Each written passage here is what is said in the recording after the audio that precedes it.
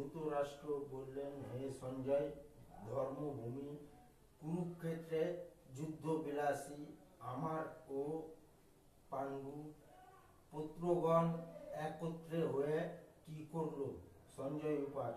সঞ্জয় বললেন, সেই সময়ে রাজা দুর্যোধন গৃহকারে সুজিত পানব সেনাদের দেখে।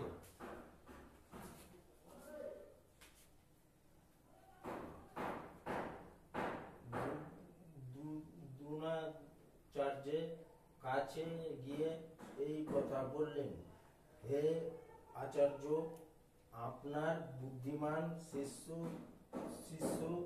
দ্রুপদ পুত্র ধৃতরাষ্ট্রের দ্বারা গৃহকারে রুচি পাণ্ডুপুত্রের এই বিশাল সৈন্য সমাবেশ অবলোকন করেন।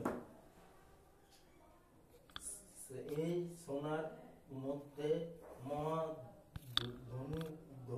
ধনুত্র এবং যুদ্ধে পারঙ্গম ভীম এবং অর্জুন সমকক্ষে পরাক্রমশীল যোদ্ধারা রয়েছেন, যেমন সত্যকী এবং বিরাট মহারথী রাজা ধ্রুবপদ,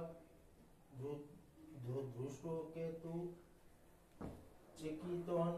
চেকিতন, বীর কাশীরাজ ও পুরুচিত, কুন্তিভোজ এবং নরশ্রে এবং বলশালী